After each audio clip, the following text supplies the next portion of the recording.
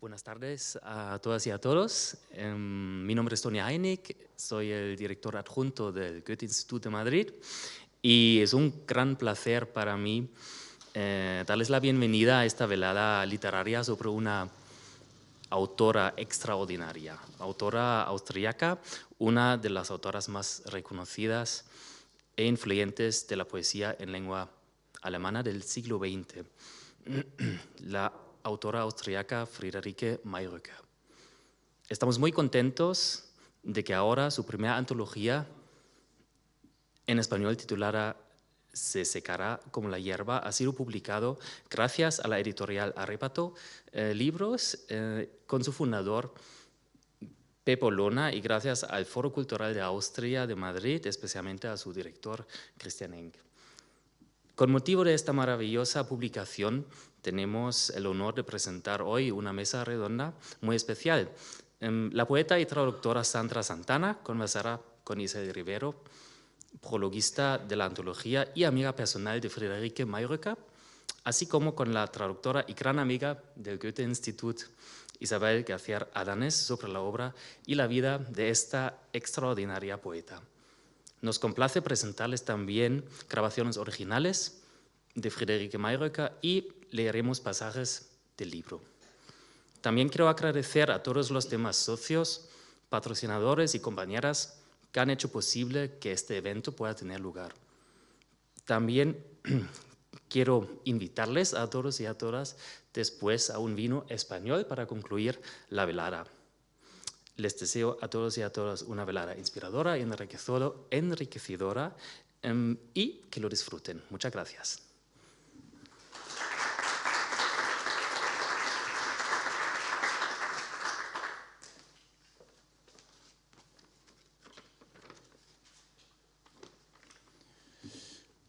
Buenas tardes, estimado director adjunto del Goethe-Institut de Madrid, Tony Heinig, estimada Sandra Santana, estimada Isel Rivero, estimada Isabel García Ardanes, queridos todos.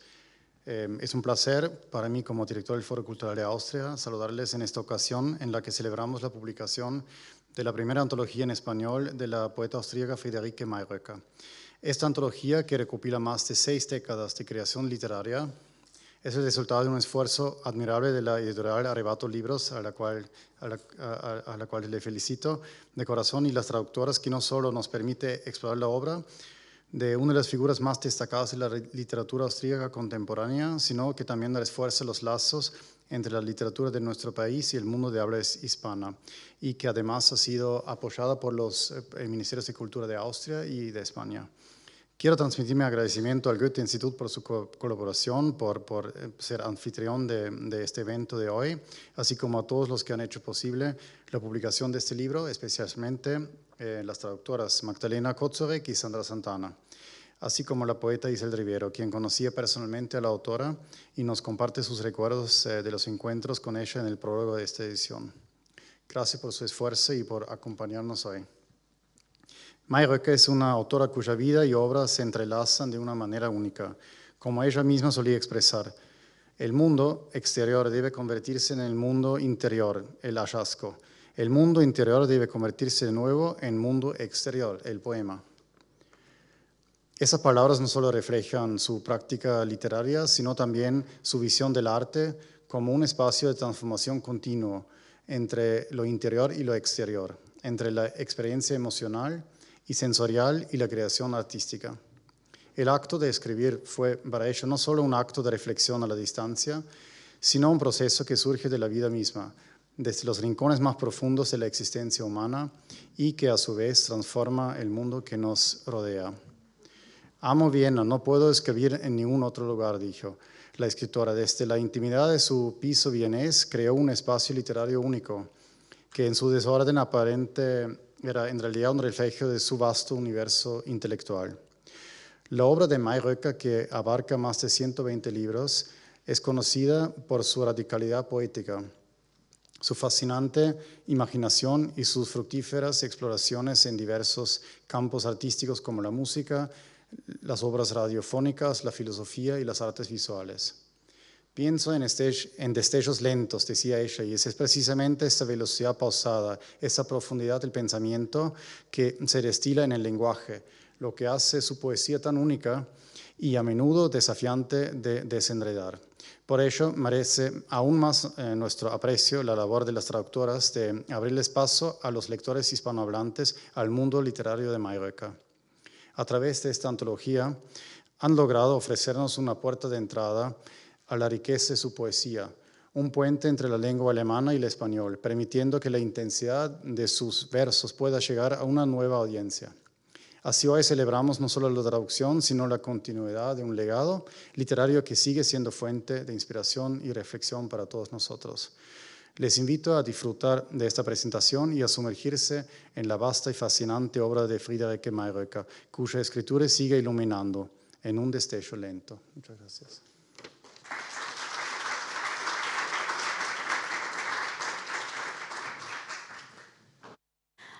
No, a ver.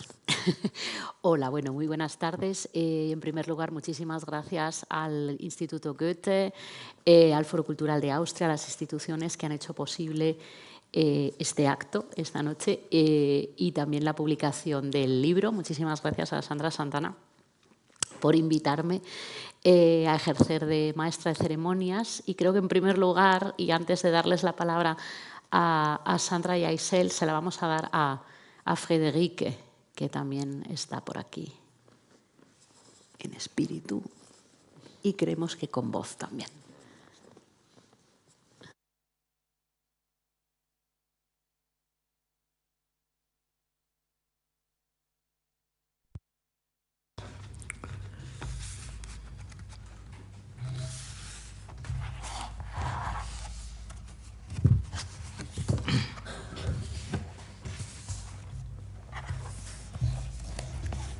Morgentraum vom 28. auf den 29. August 2014. Der Morgen war ein Zierat.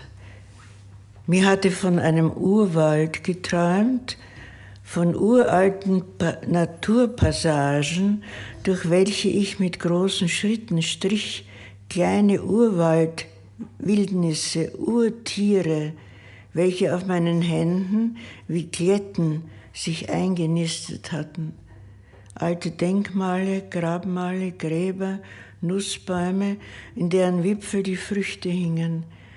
Ich schritt sehr rasch aus, wie in meinen Jugendtagen. Über mir hingen die Sterne, dann habe ich meinen Pfad aus den Augen verloren. Zerschmetterte Erinnerungen trugen mich talwärts. Ungewissheiten, weißt du? Es war Sommer und ich fühlte mich erschöpft. Meine Begleiterinnen hatten sich am Schenkel eine Strumpfbandrose tätowieren lassen. Vielleicht kannst du alle diese Aufzeichnungen vertonen.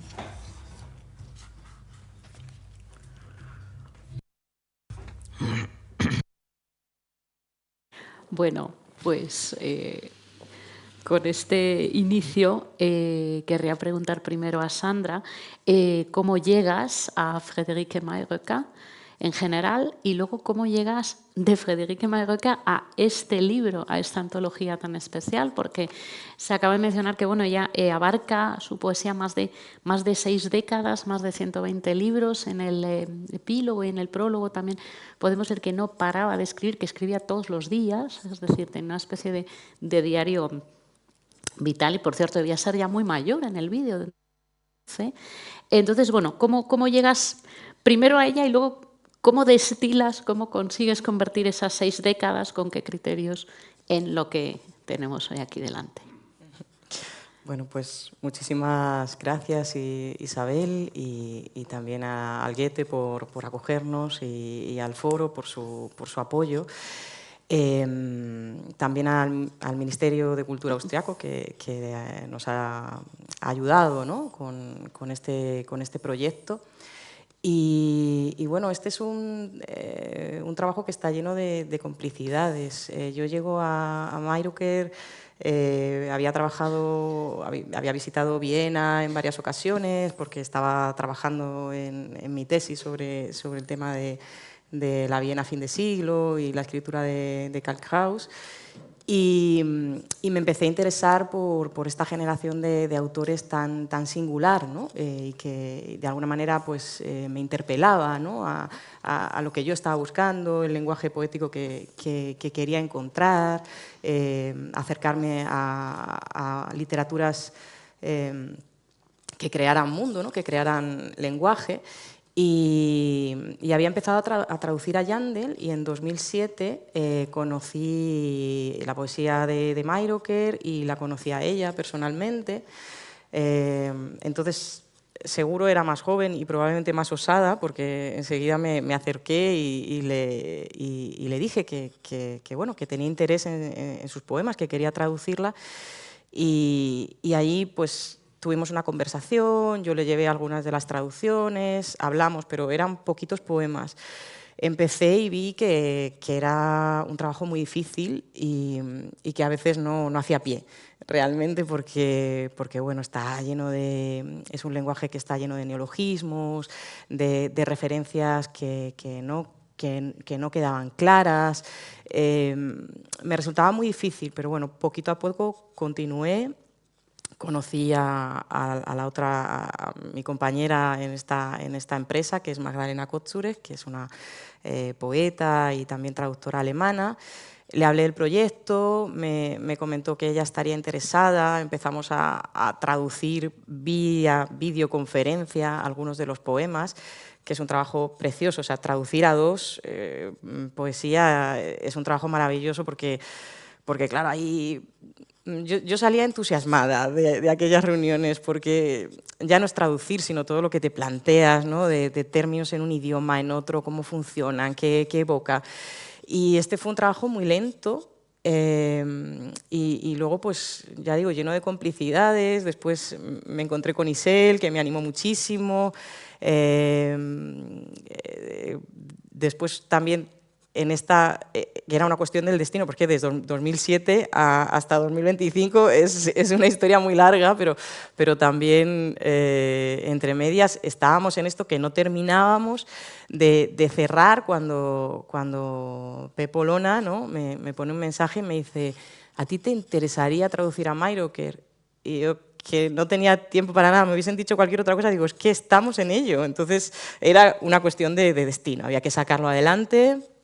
Y bueno, también una estancia que también tengo que agradecer gracias a la Österreichische Gesellschaft für Literatur, que me permitió estar dos meses, 4 semanas en 2023.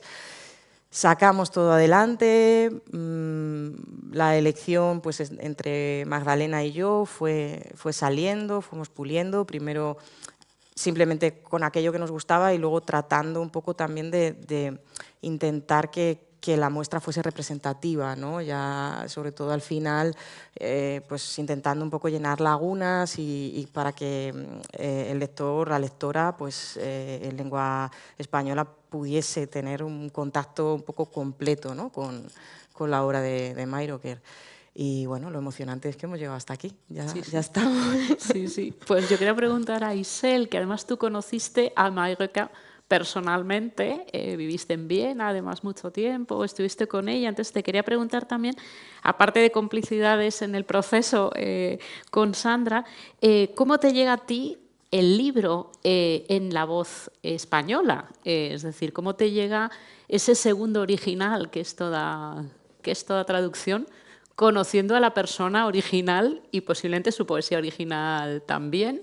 Entonces, en ese entramado, ¿cómo lo recibes y cómo lo desenredas tú?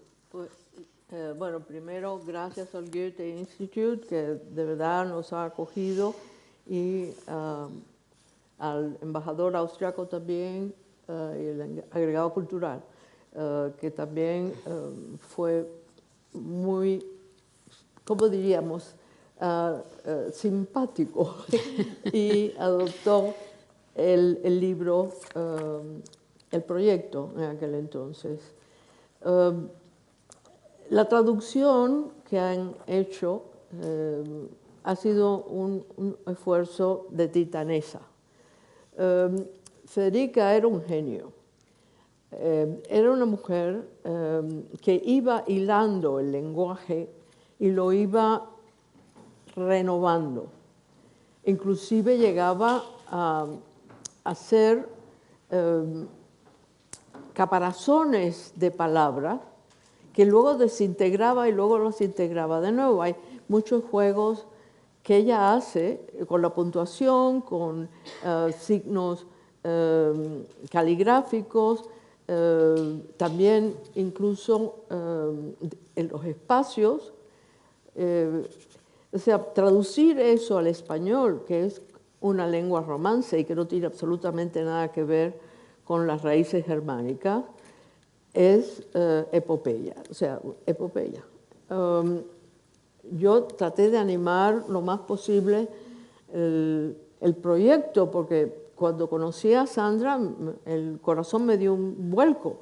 Digo, mamma mía, qué bien, me entusiasmó muchísimo y enseguida le escribí a Federica y le dije que esto estaba en camino. Obviamente tú lo habías hablado ya, pero bueno, esto le dio mucha alegría a Federica, mucha, porque había un traspase. Federica amaba el italiano, amaba las lenguas romances y robaba mucho de la sonoridad, de la musicalidad de la lengua romance. Y me parecía que era un matrimonio de conveniencia, el tratar de traducir esa voz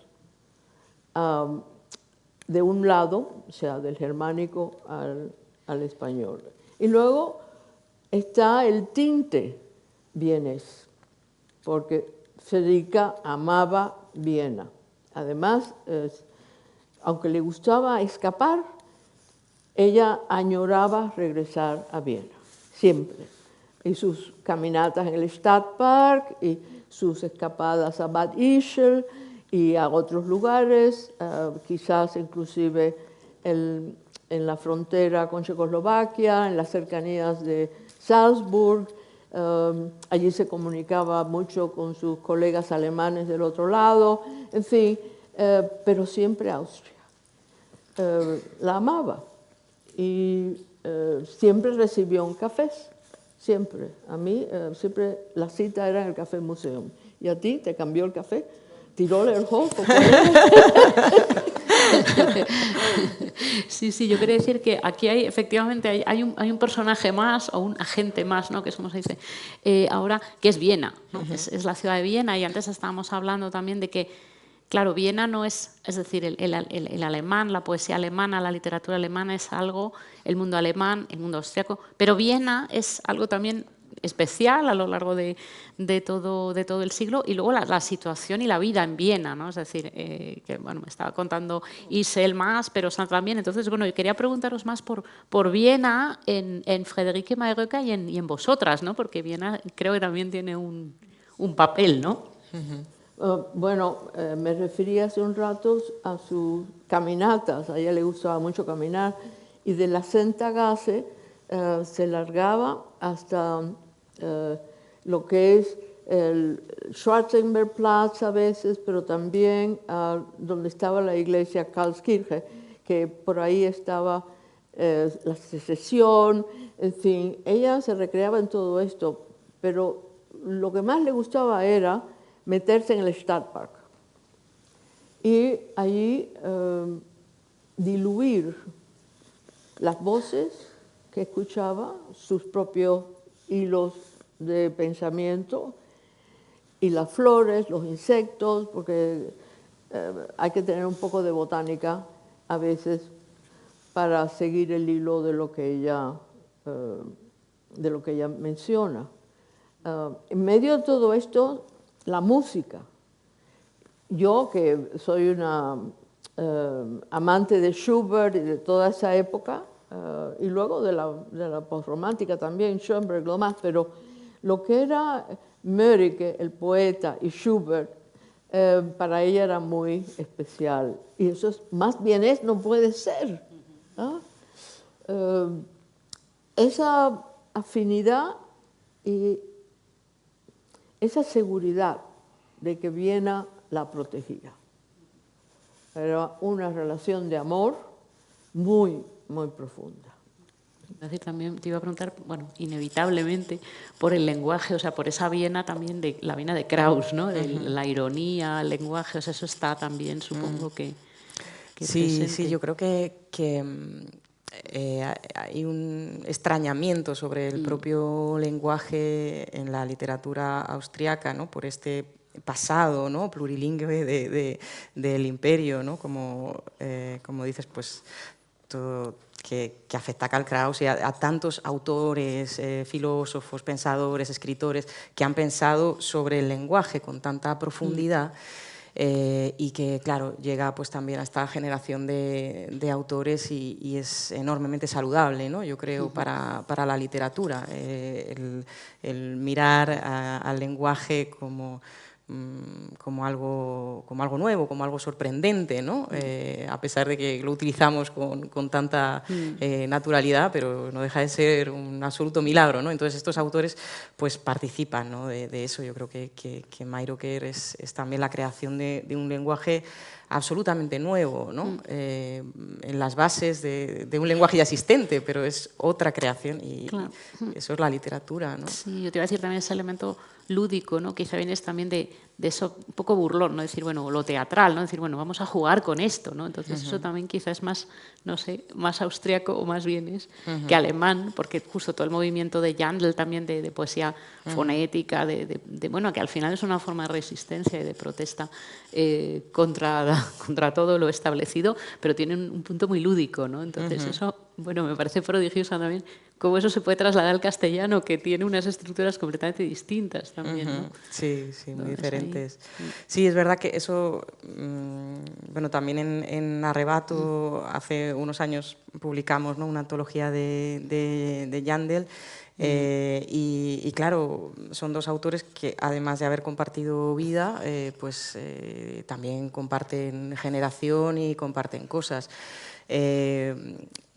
Jandl es muy juguetón, Meiroker es absolutamente diferente también en ese sentido. Puede ser que haya un componente lúdico, pero es muy... Su relación con el lenguaje es enormemente visceral también, ¿no? O sea, parece que no pudiera hacer otra cosa que escribir, ¿no? Es una escritora que parece que realmente es su vida, ¿no? Y no sé si compartes esto, Isel, esta idea. Por ahí, claro, viene esa total devoción a la palabra.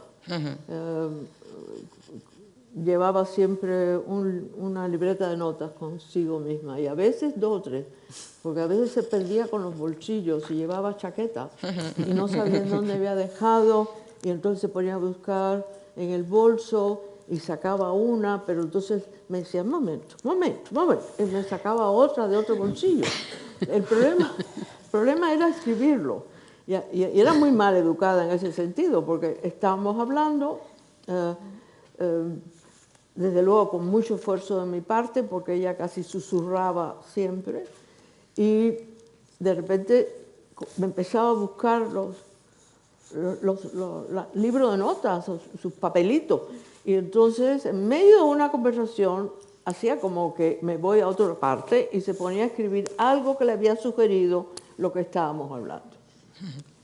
Y desde luego, con todo el respeto, con todo el amor que yo le tenía, yo le decía, Federica, ¿me dejas terminar lo que estoy diciendo? Pero caso omiso, no me hacía ningún caso.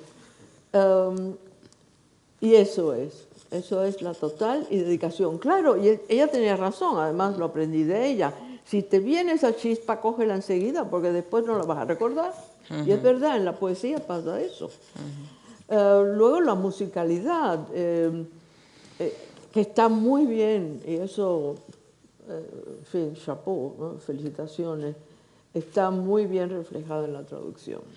Hoy lo estuve releyendo y me gustó más todavía. Es decir, que este es un libro que les recomiendo que lo lean 2 o 3 veces, porque al principio les va a extrañar, pero después van a entrar en esa especie de filtro maravilloso que es la poesía más pura.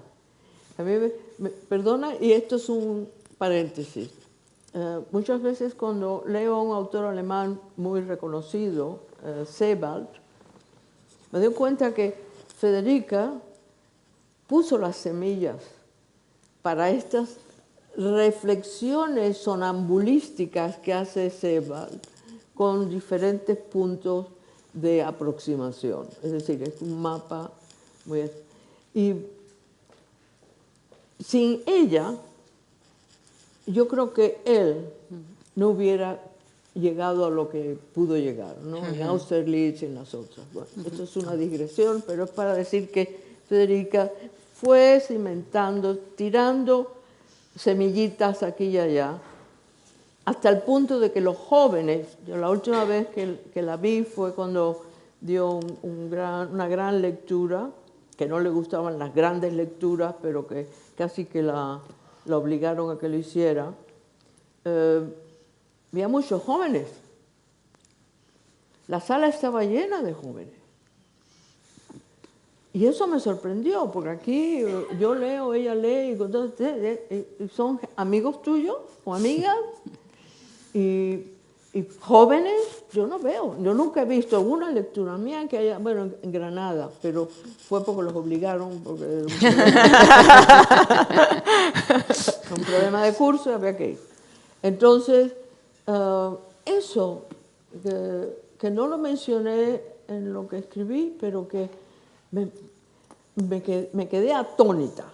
La sala llena de gente jóvenes, hombres y mujeres. ¿No?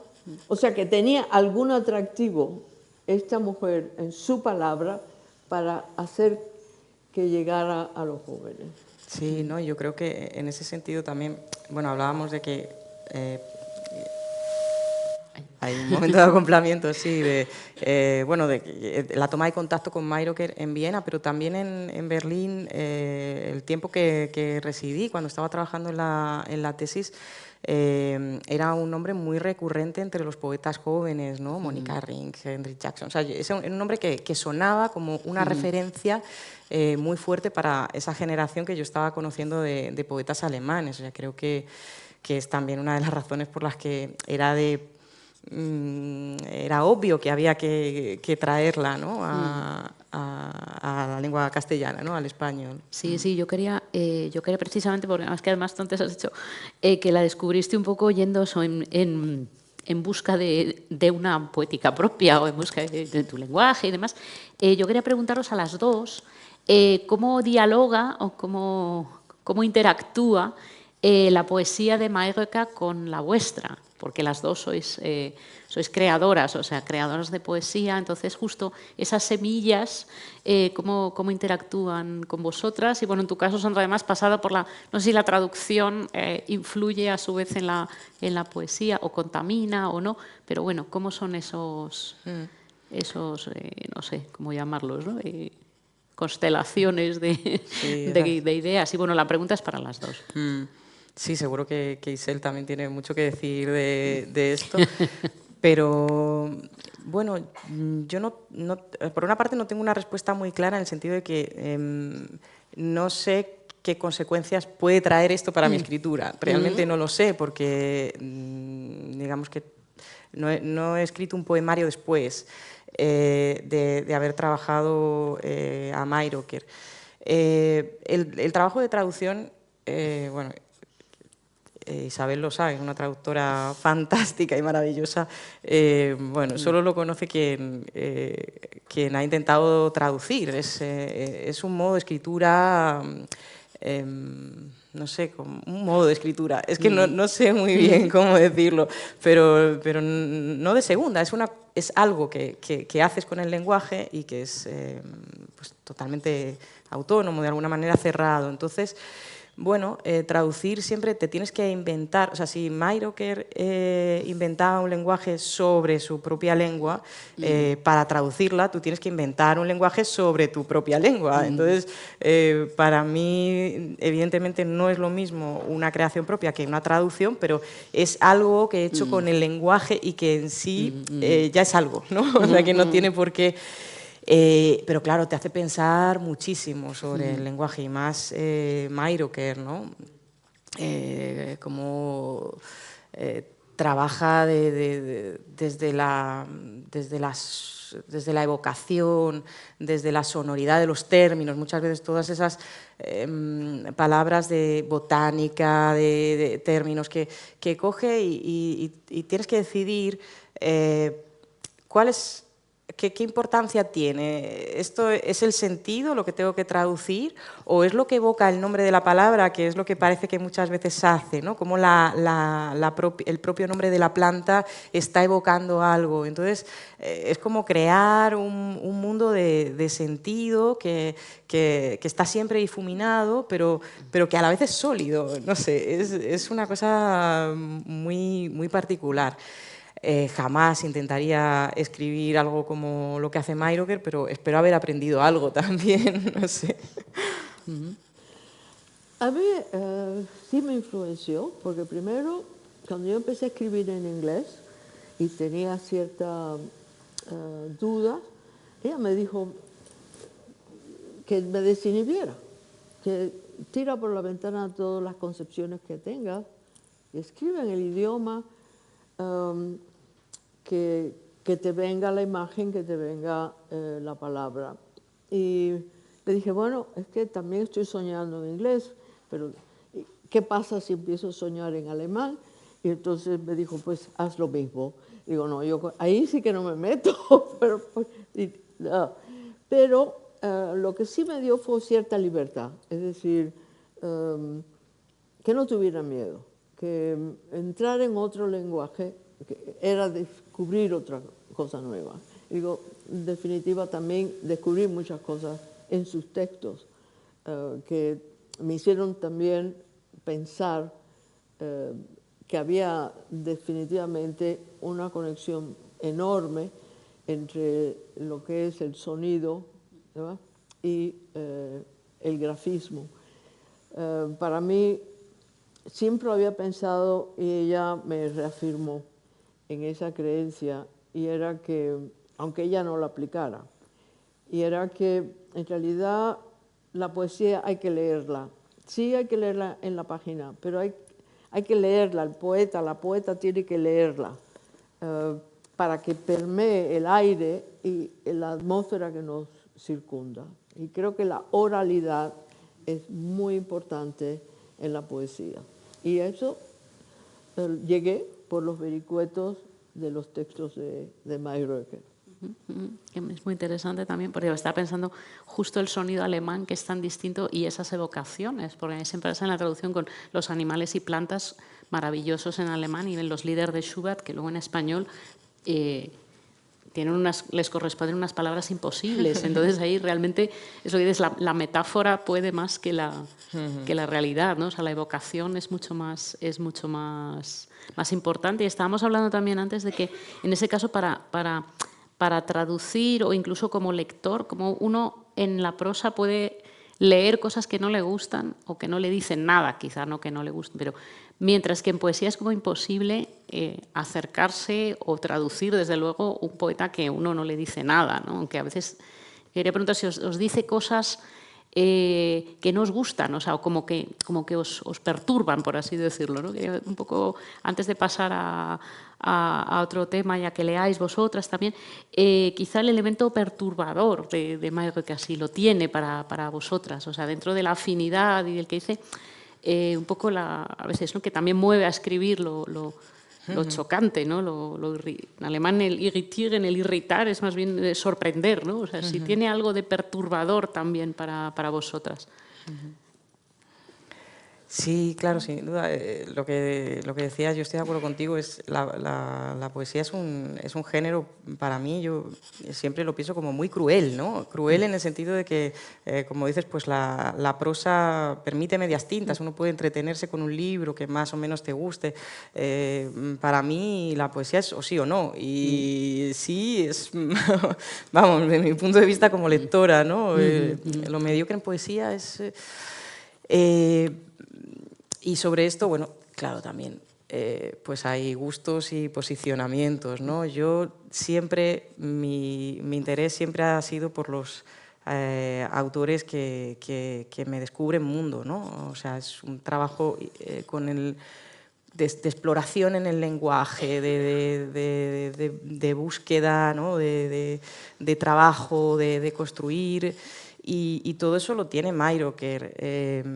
Es una autora que es exigente con el lector también, pero... y muy prolífica, ¿no? Luego a la hora de hacer la antología también ha habido muchas cosas que en esto que comentabas, ¿no? Lo bueno de hacer una antología es que hay poemas que lo primero es saber lo que quieres, ¿no? Que para eso también el trabajar con Magdalena pues fue muy importante, porque exactamente qué queremos, ¿no? Y luego cuando sabes lo que quieres, es decir, lo que quieres transmitir con el poema, el problema es que en poesía a veces no puedes. Y entonces, bueno, una antología te permite decir, bueno, pues este es precioso, es maravilloso en alemán, pero no me funciona. Entonces, eso es un poco cruel, pero lo has intentado. Entonces, a lo mejor otro traductor sí puede y da con la solución. Pero bueno, sí, yo creo que Meiroker es meterse en un terreno nuevo y misterioso y profundo. Y bueno, pues a veces... no sabes cómo vas a salir. Es una aventura. ¿Leo una cosa de ella? Bien. La ha puesto como título tras la lectura de algunos poemas de Yanis Ritsos. Ahora pienso, al fin ha llegado a tal punto que puedo hacer que todos me llamen sin hacerme notar. Al fin, pienso, ahora, sin tener que hacerme reproches, ahora, pienso, al fin, he dejado de correr tras de mí. Tremendo poema, y muy breve. Y lo dice mucho de ella también. Bueno, antes de pasar a la lectura, porque precisamente Isel insiste en Meiroker, la importancia de escucharlo en la voz española, no sé si lo vais a leer también, en la voz alemana. Pero una última pregunta para las dos también. Antes que estábamos hablando de lo del kit de la bomba atómica, de que te vas a llevar al búnker, ¿qué tiene de...? Bueno, lo estáis diciendo, pero de actual y como esta poesía como forma de resistencia, ¿no? O sea, ¿qué hay en Meiroker de especial o de especial para vosotras que penséis que nos va a salvar la vida en el búnker? ¿O por qué es tan importante además traerla al español actual, al mundo de ahora? Porque son 6 décadas, es decir, hay poemas que tienen 6 décadas y siguen siendo puro futuro, ¿no? Entonces, un poco que nos habláis un poquito más de ello, las dos, y ya luego leéis lo que queráis. Es que es la única vía que tenemos. En estos momentos, cuando estamos partidos a la mitad entre amenazas bélicas y por otro lado la tecnología que nos devora, es imprescindible tener un ancla en sí mismo. Y para mí, en mi humilde opinión, poetas como ella te dan un ancla, un sentido de ser. Aparte de los kits estos que tengamos que... Es que somos ingenuos. Si sencillamente quitan a todos los satélites y desconectan todas las redes, no hace falta tirar la bomba. pero bueno, no se sabe cómo van a actuar, ese es otro. Disuasión y cosas de esas. Yo que he trabajado en estos problemas de paz y estabilidad, me doy cuenta que el paradigma ya ha cambiado. Estamos en otro nuevo paradigma y todavía no se perfila muy bien hacia dónde vamos, porque es muy curioso cómo la imaginación puede ser pervertida de tal forma. Y por eso, alguien que no se dejó pervertir, inclusive en una posguerra muy, muy dura, fue esta mujer. Y de verdad, léanla. Es un ancla en el ser. Bueno, pues después de esto yo Bueno, esto... no sé qué decir. Yo, desde luego, yo creo que es verdad, es así. Hay gente que no lo necesita, pero ha habido muchas generaciones de gente, lo sabemos, porque ha quedado reflejado en la literatura y porque pues, muchos y muchas lo compartimos, que hay a quienes la literatura nos salva la vida, ¿no? O sea que, bueno, yo creo que con todo esto no hay más que pedirle a la Unión Europea que en el kit de supervivencia incluyan también, ¿no? Pidan que incluyan el libro de Mayro, que Hombre, yo creo que ya el hecho de leer un libro en papel o de sentarse a leer un libro es un acto de resistencia pasiva importante, ¿no? Totalmente. Entonces yo creo que algo importante también es lo de escuchar, ¿no? Aparte tú insistías en eso, pero el hecho de escuchar, que es verdad que en Alemania y también en el mundo alemán, mucha más la idea de la lectura, ¿no? De sentarse a escuchar o de tener un Hörbuch, un libro, es una actitud también que yo creo que en España nos vendría bien, lo de sentarnos a escuchar, y yo creo que escucharos también a vosotras, que además estaba aquí prometido y planificada una lectura, selección de poemas de parte de las dos. Ella trabajó mucho la oralidad por el Hörspiel. Claro, que el hacía teatro radiofónico, con, claro. Con Jandl y también sola. Claro. O sea que la oralidad para ella era fundamental, ¿no? Sí. Solamente el hecho de la musicalidad que ella emplea es relevante, pero aún más subrayado el interés de ella propagar eso a través de sus Hörspiel, que yo no sé cómo lo traduciría. Teatro radiofónico suele ser más, que en España existe poco también, pero sí, claro, pero eso es muy de posguerra, muy de la posguerra, pero bueno, además, como lo hacía con Jandl, siempre se destacaba ese humor ácido que tenía Jandl, y que hacían un contrapunto muy interesante los dos. Bueno, pues yo creo que esperamos el contrapunto de vuestras voces también, claro que sí, yo creo que sí. A leer. Isel, no sé cómo... Yo pensaba leer un poema y luego te dejamos a ti para el final y luego el vídeo de Luz, ¿te parece? Leo yo primero y te dejamos a ti. Claro. Vale, yo voy a leer. Vale, he escogido un poema que en su momento revisé con ella, ¿no? En esta conversación que tuvimos en el Tirolenhof, y me apetecía leerlo. Transformación esencial o las belladonas del verano pasado. Verano en el hueco del aparcamiento del callejón. Tú señalaste 2 matorrales de belladona en medio de la ciudad. Entre las casas, un jardín de mala hierba. Tomaste varias fotos. Me diste una. Ahora, a finales de febrero, los árboles cargados por la nevada nocturna. No hay matorrales ni arbustos de belladona. Un gran copo acuoso aterriza sobre mi hoja de notas y las palabras recién anotadas, rastro de lágrimas, se diluyen azules. Desde el hastial de una de las últimas bellas casonas de este distrito, una corneja voltea la cabeza, con mirada vigilante y chilla. El cielo sombrío, como mi ánimo, se hunde rápido en el crepúsculo. Y bueno, aquí agradezco a Marina Schroeder que también me dio alguna pista y está por aquí sobre este poema, que fue otra de las complicidades que también ayudaron a este libro.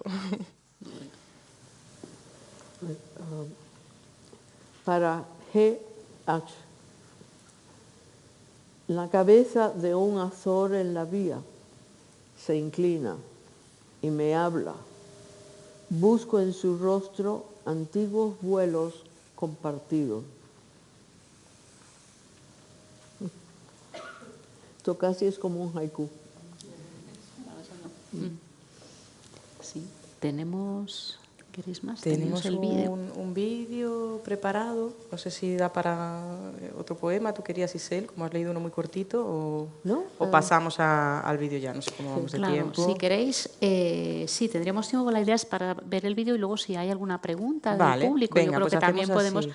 daros voz De a los que lo acuerdo. deseéis. Pues tenemos preparado un vídeo de Luz Pichel, que no ha podido estar hoy aquí, nos iba a acompañar y entonces nos han mandado un vídeo también con una lectura.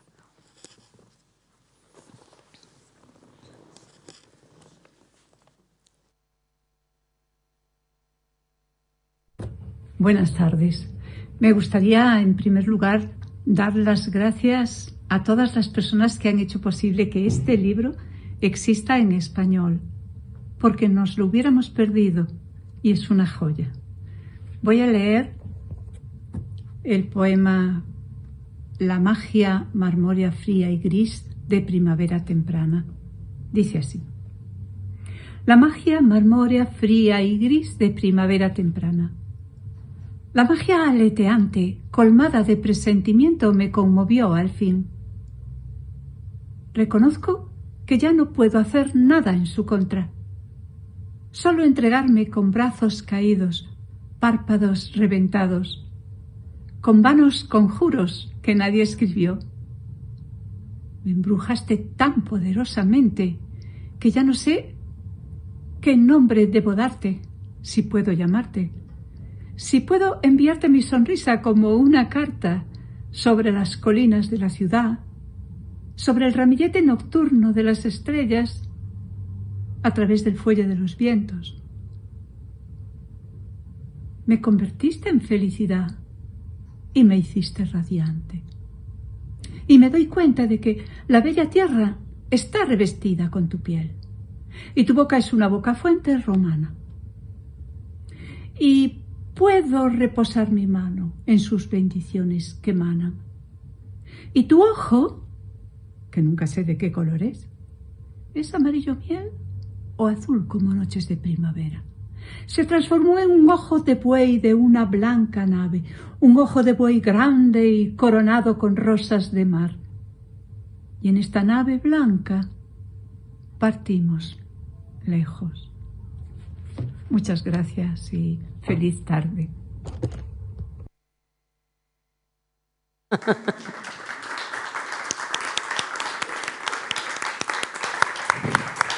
Sí, sí.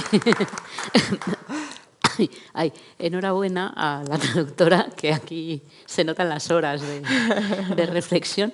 Y yo creo que tenemos un par de minutos o espacio para un par de preguntas, si queréis desde el público comentar algo.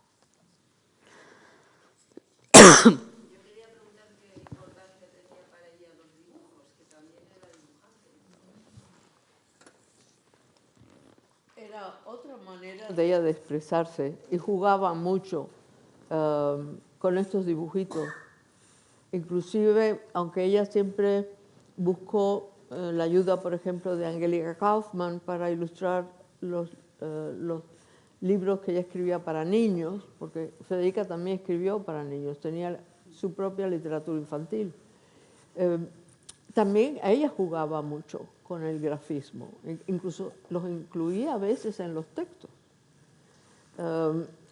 Recuerden que ella ha escrito más de 100 libros, o sea que esto es nada más que una gota de aproximación y que estoy segura que Sandra espera que esto les dé más apetito a los lectores para buscar más en ella. Pero el grafismo estaba y los dibujos son juegos. Inclusive si estaba tomando un café, los hacía en una servilleta. Y lástima, no guardé ninguno, porque después que lo hacía lo tiraba. Y eso era cuando no tenía texto. Entonces lo usaba como un puente quizás a llegar a una imagen. Nunca le pregunté, nunca le pregunté.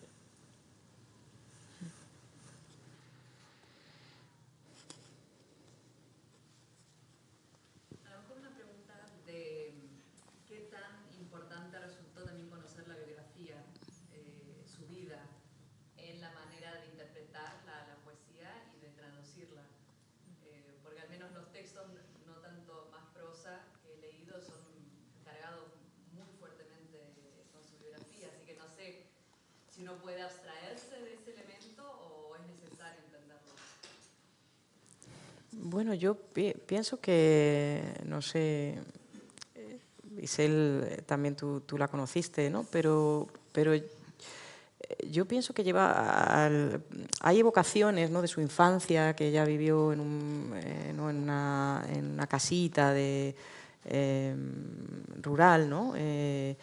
Y está como esas evocaciones de la infancia y luego es verdad que se cuelan como episodios de su vida, como cotidiana, de conversaciones con los amigos, pero es que era una vida, yo creo, volcada en la literatura también, o sea que de alguna manera las dos cosas es como que no se pudieran separar. Contábamos que nos citaba en cafés, pero también para quien no lo sepa, porque hay muchas fotos, ¿no?, que retratan a Mairoquer, a mí me dijo, mira, no te puedo invitar a mi casa porque no tengo sitio, ¿no? Entonces su habitación estaba llena de libros totalmente, o sea, se ven las fotos como pilas y pilas de libros y para mí Mairoquer es eso, o sea, es la imposibilidad de separar ambas cosas. No es tanto como que necesites conocer su biografía para interpretar la obra, sino que ves que están enlazados con total naturalidad, ¿no?, las dos cosas. Sí, sí. Ella vivía en la literatura, era su nido, y vivía en la invención de la palabra. En mi época, ella tenía un piano de cola en esa habitación que tuviste. Y arriba del piano había libros, revistas, recortes, pero me confesó que ella de vez en cuando tocaba. O sea que la musicalidad estaba muy presente en ella. Cuando ya tú la vas a ver, ya no hay piano de cola. Y es que los libros tomaron precedencia. Tuvieron que mudar el piano. No sé cómo lo sacaron, porque la habitación no era muy grande. No sé si fue por la ventana o lo desarmaron, le quitaron las patas y lo sacaron por la puerta. Pero me sorprendió que no estuviera ahí el piano. Me sorprendió. Y todo era, es que era integral, ella vivía en la página, en lo que inventaba. Andar con ella era andar en un sueño, literalmente, un paisaje onírico, pero basado en la realidad.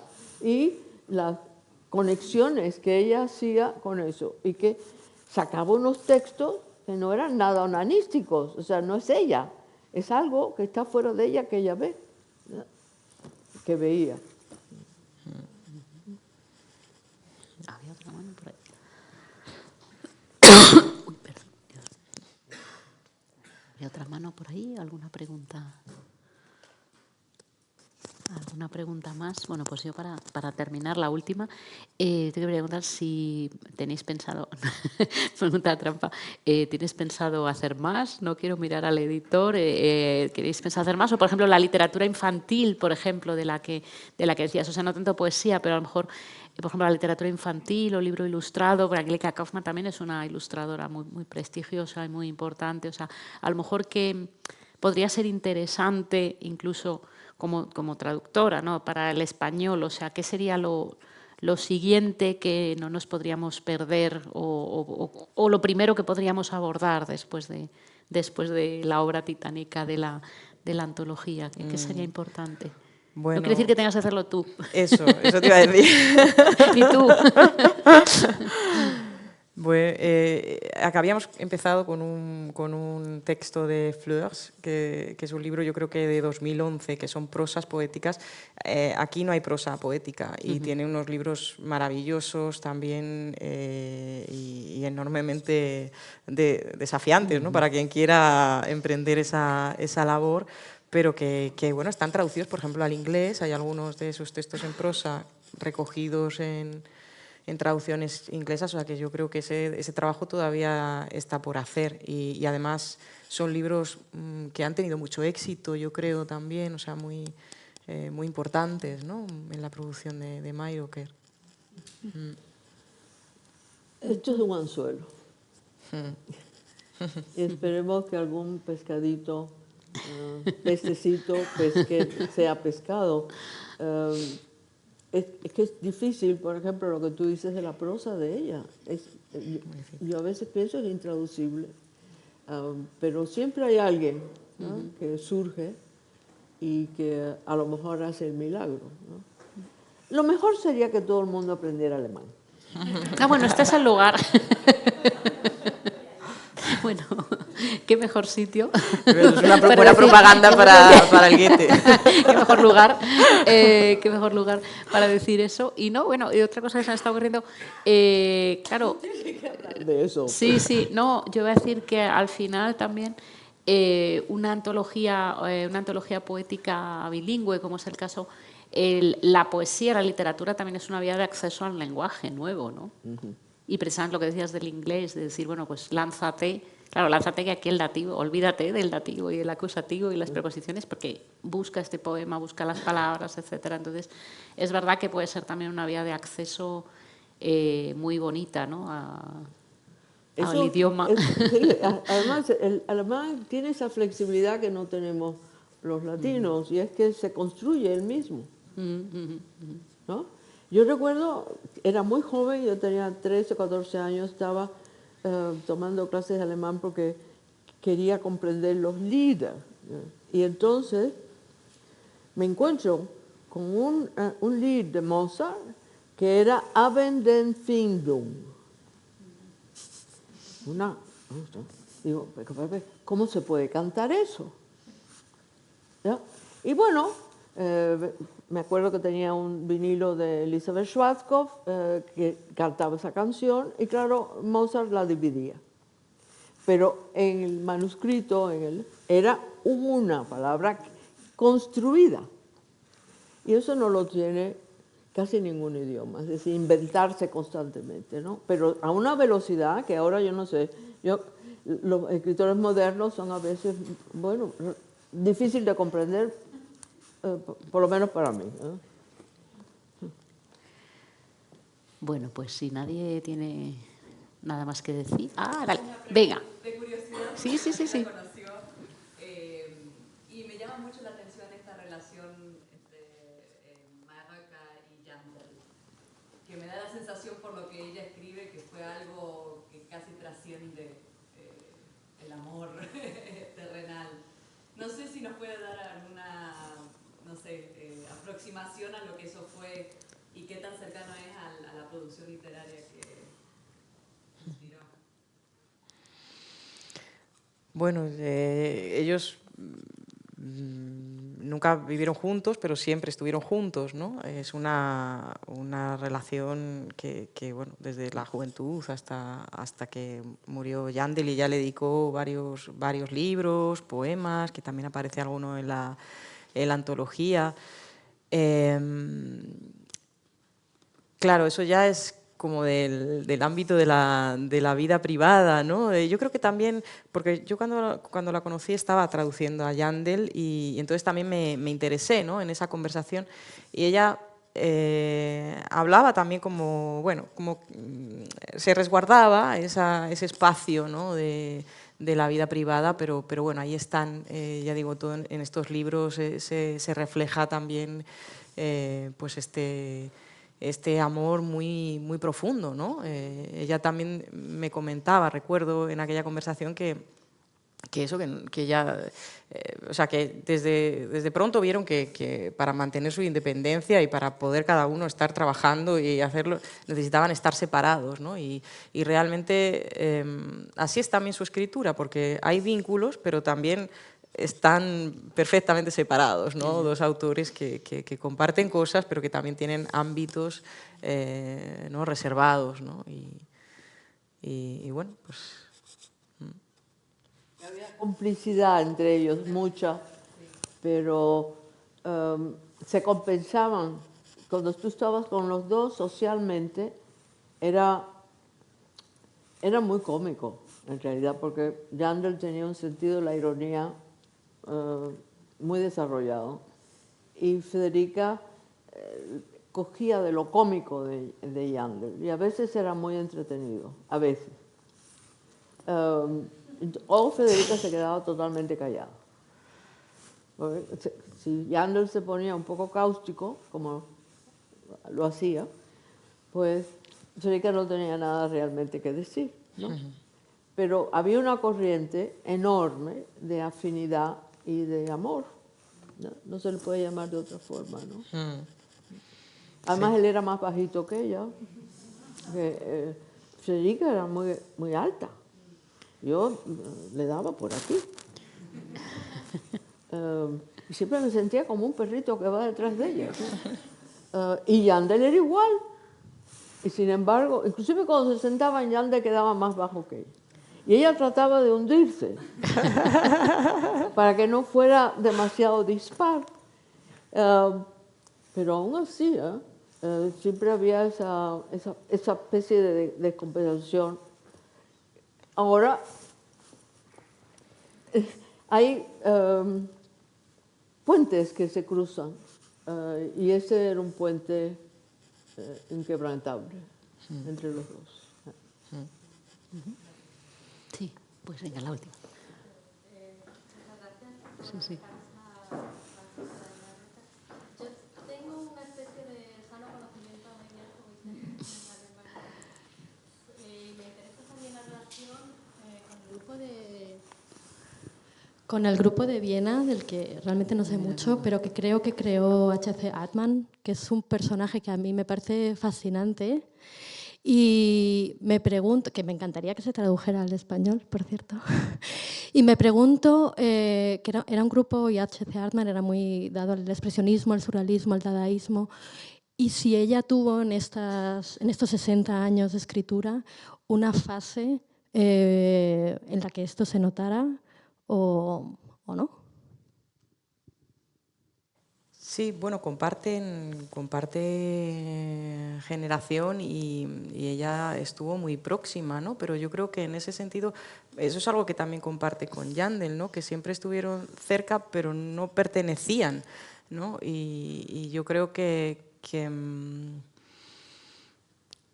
bueno, claro, ahí coincido contigo que H.C. Atman también estaría muy bien que se tradujese y son también, bueno, pues autores fascinantes, ¿no? Y cada uno con un mundo cerrado, pero también se entiende, sobre todo, bueno, Mayro, crees que es una cosa totalmente distinta a todo, ¿no?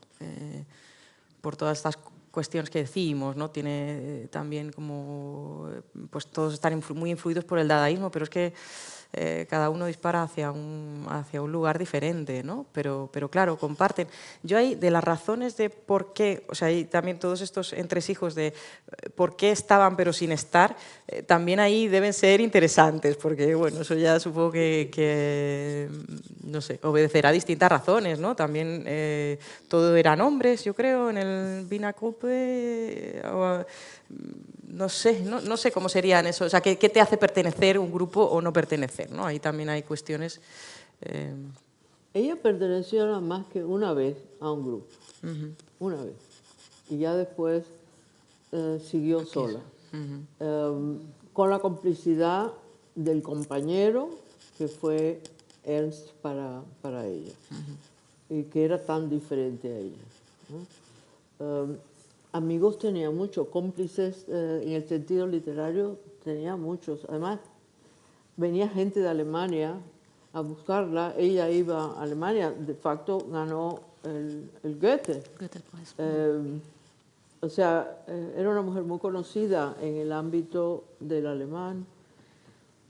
Y había, incluso, bueno, no sé si, no recuerdo, pero creo que sí hay un par de poemas dedicados a otros poetas alemanes y italianos. O sea que la complicidad poética es difícil de traducir a algo que llega a sonar banal. Entonces, podemos decir que con Yandel hubo emoción, sexualidad, eros y producción, porque se leían. Y con los demás, ya es la vida privada, no es difícil, excepto a través de los textos, que fue lo que yo le dije una vez. Le digo, no va a tener dificultad en escribir tu autobiografía, porque está todo ahí. O sea, sin ambajes. ¿Está bien?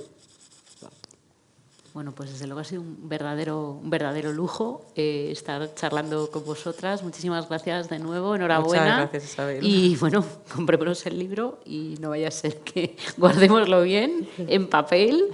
En plástico, y bueno, muchísimas gracias al Goethe Institut, que también hace posible estas complicidades, y los entresijos del Goethe dentro de 1000 años, cuando vengan quienes vengan, pues a lo mejor descubren que estuvimos aquí hoy. Y bueno, pues muchísimas gracias por venir también. Gracias.